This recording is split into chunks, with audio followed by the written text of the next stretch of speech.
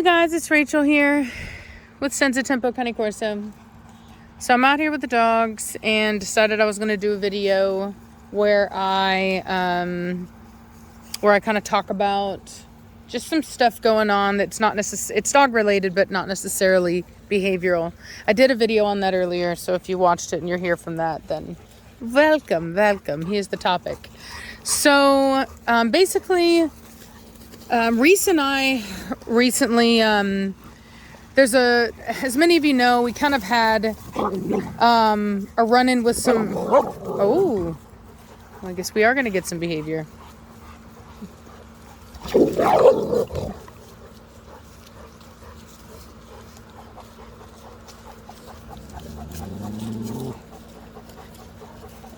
So the reason this pup's getting in trouble is because she's been told multiple times to quit getting everybody riled up by running around like a mad woman. And Blondie's gotten on to her multiple times, including the last time we did a video out here with the females, and she's not listening and she's doing what she wants to do, and so she got in trouble, and that's what that's about. So anyway, back on to this information. So basically, we kind of broke a general rule that we had, pardon me, which was not to do business with Americans. And we suffered the consequences of that, right? When you fail to learn a lesson, then you will suffer the consequences of that lesson again. And we did. So, we had some bad run-ins recently, and it kind of happened all at once to the point where both of us just decided, I think it was Reese initially that decided, one of the people that scammed us basically was like, trying to go on Facebook and basically say stuff. And she was just like, you know what? She's like, she didn't even, in fact, I take that back. She didn't say anything. I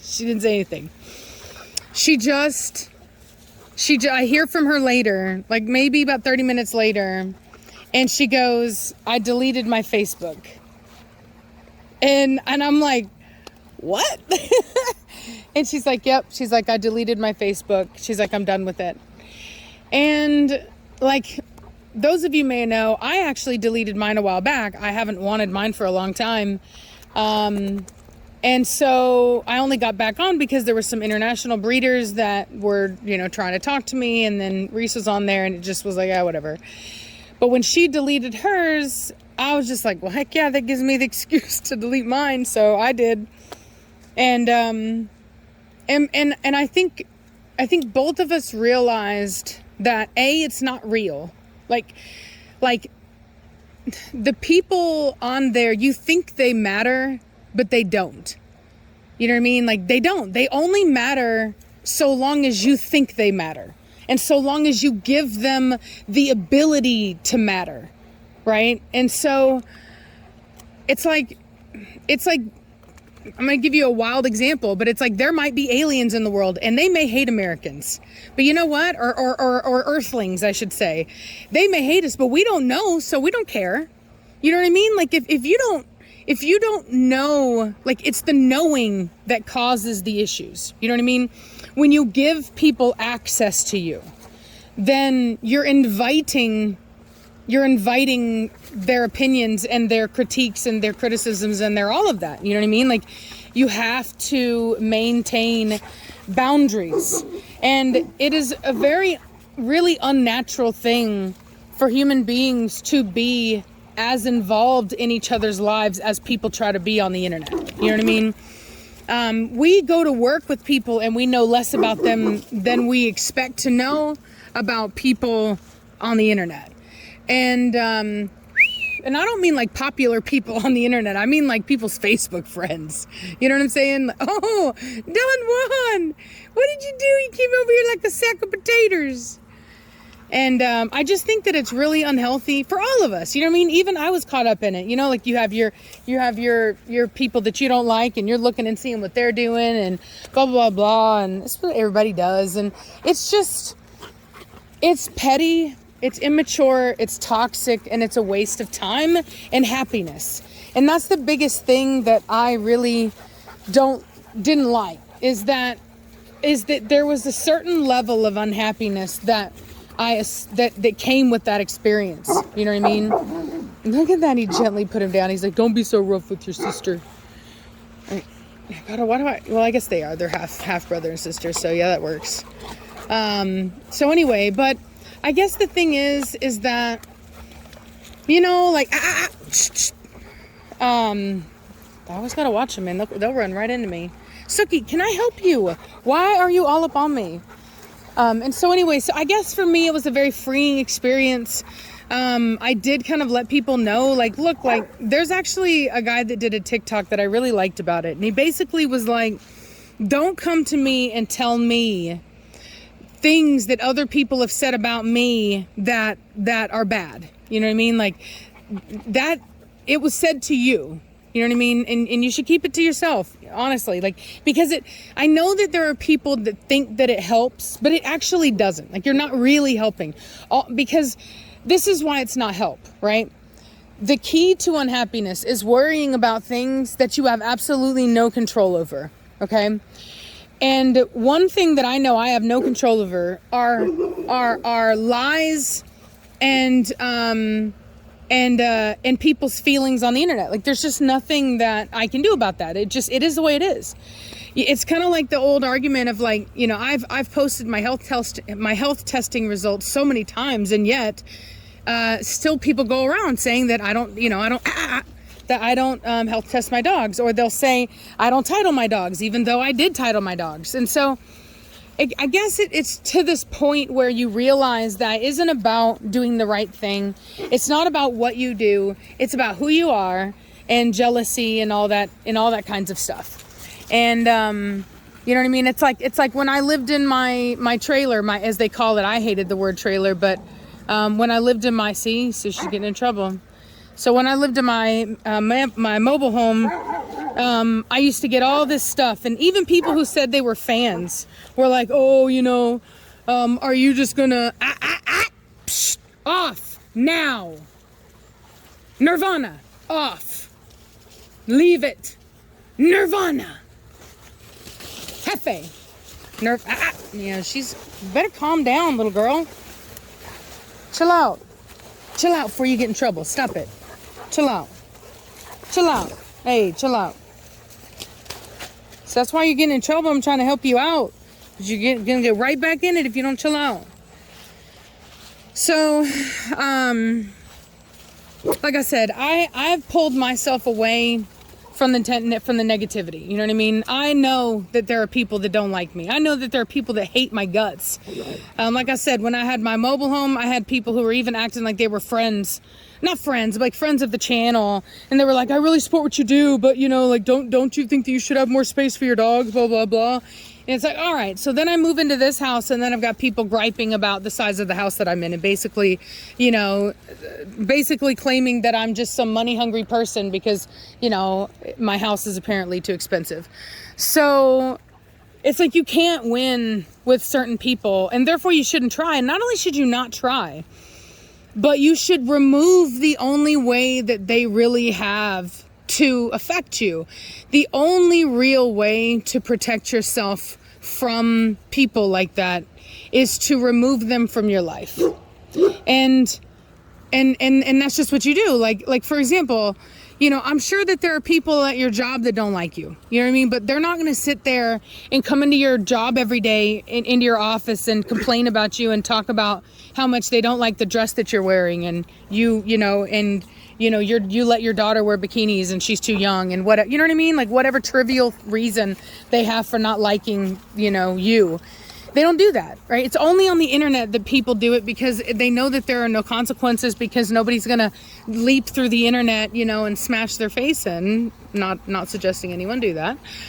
But I'm just saying, we've all been there, right? We've all wished we could. And the reason these people do it is because they're cowards, and because because they can. There's no consequences. They feel big and tough and mighty when they're behind, you know, it's the ever-present keyboard warrior trope. And so the only way to win is to remove yourself from the situation. There may be some people that emotionally can detach themselves from it, and they don't really feel anything about it. They don't care. I'm not one of those people. I try to be that way, but ultimately, like, it, you know, eventually I do get angry. And especially for me, it's just the blatant lies. You know what I mean? The blatant lies, the friending. Like, I've had people that they, like, you ever heard the term bonding over a common enemy?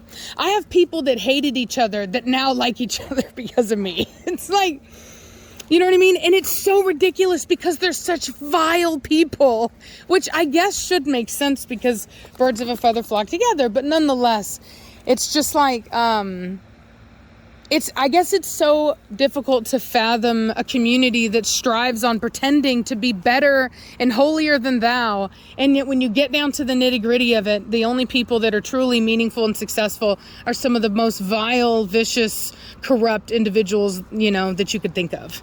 And, you know, and I haven't met everybody, so I'm not going to say that every single one of them is, but a vast majority of them are. And it's just enough to say, you know what, like, I don't need it, because I don't. That's the truth. I don't. You know, like, will I still show dogs? Absolutely. But I'm not going to waste my time showing every little Tom, Dick, and Harry just so that they, you know, don't say anything or whatever. Like, I don't care anymore. It is what it is. So will I show Sookie? Probably not. You know what I mean? And the reason why is because I don't want to show anything that isn't going to be absolutely 100% the best that I have to offer. And that's just what I believe it should be about. That's what I think that dog shows are for. The best of the best, not impressing your friends and trying to get as many ribbons on your wall as possible. You really need to be producing the best of the best and putting those dogs out there. And that's what I plan on doing. Doesn't mean that I'll never show a dog that doesn't have a fault per se, but you know, like, I think Sookie's breed type could be a little bit better. I think her head is slightly hyper type. She's Corso, definitely, but just for me, not necessarily the ideal. I love her body. I love all that stuff. I know when I say that, people are going to be like, oh, she's breeding another pet quality dog, blah, blah, blah, because they don't understand the nuances of the fact that there are no perfect dogs. And when you admit that a dog has a fault, it doesn't mean that a dog's not breed quality. It means that no dogs are perfect. And if you're a good breeder, you should be able to recognize the good and the bad. So, you should be able to say it, spit it out, vocalize it for the whole world to see. What? No. Oh yeah, you split it. Yeah, what's up with that? You Some kid did. He was like, "Here, have this." And I was like, "Okay." Split coin. Yeah, somebody give that to Savannah. Isn't that satisfying? So anyway, so I don't know if I'll show her or not. What I do know is that there's a black female in Nirvana's litter that is looking extremely promising, you guys. Like, she might be the complete dog, as close as somebody is, you know. She has a rear. I think she might have a front. It's hard to tell because they're so young right now. Her top line, I think, is good. Length of body is good. The head is fantastic. So, and it's so wild to me that I'm getting a black dog, that I got black dogs out of Nirvana. It's such a gift. Hey, baby girl. Hi. Hi. And no, sugar. You're so dominant. You're so dominant. Hey, oh, no. Get off me, punk. What? I dreamt that we owned geese, but we didn't have any like male geese or whatever. We only had our roosters, and we had female geese, and somehow our geese. I don't know if they can do that, but I know that there are other stuff like that happens. Well, she like had. Oh, like, look at her. She's like, don't you mess with my grandpa. Don't you mess with my grandpa. She had eggs. Oh, there they go again. And she's going to get in trouble again. Yeah, here it goes. Don Juan. They're lucky Nirvana, or that Blondie's not over here right now. Sookie put her, no, Savannah, let him be. Oh. Oh. So she got a little too amped up, and Preacher actually got onto her. Look at that. Look at how she went down. Very interesting dynamic there. So that's so funny. Preacher must know they're like half siblings or something, because I think somehow they know. I don't know how, but I think somehow they know. Don't ask me how. I just think they do. And I can't explain it. It's just a theory. It's a hunch. It's just something that I've recognized. So if Hefe gets too rough with Nirvana, Preacher puts him down. But if Nirvana gets too rough with Hefe, then he'll get onto her like he did a second ago. Don Juan's about to get it in a minute if he don't be careful. He's doing the same stuff that Hefe used to do, the humping. He's like, I'm a man, I promise. Except he's not related, so it's just kind of like weird. Oh, this is so cute. She's laying on somebody's head. She thinks she's funny. She thinks she's serious. Look at, what is she? Look at her. All right, so here we have some dominating. Hey, hey, hey, watch out.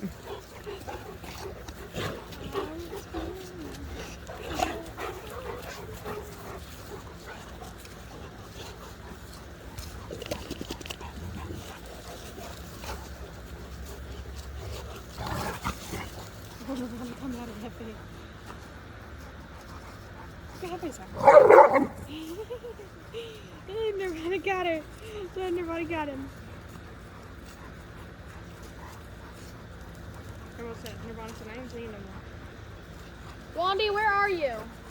Do you have dog food on the porch? No, I took it inside. Whoa. Why is she leaving him alone? Or her alone? Because she keeps trying to run, and that dog won't settle down, and they want her to quit running around like a mad woman. Blondie! My baby! Where you at? Look at that. You see that tail wag as soon as she started to approach Nirvana, and Nirvana's stiff tail? Oh, You see that? Messing with Trinity.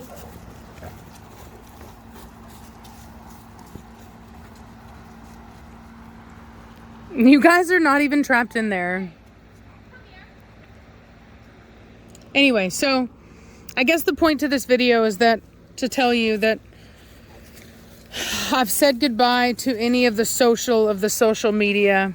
I still think that looking at pictures is fine. For me personally, I don't follow any like beauty influencers on Instagram, so I don't have any of that weird like body stuff going on. You know, I just put pictures of dogs up and look at pictures of dogs and whales and dolphins and stuff like that.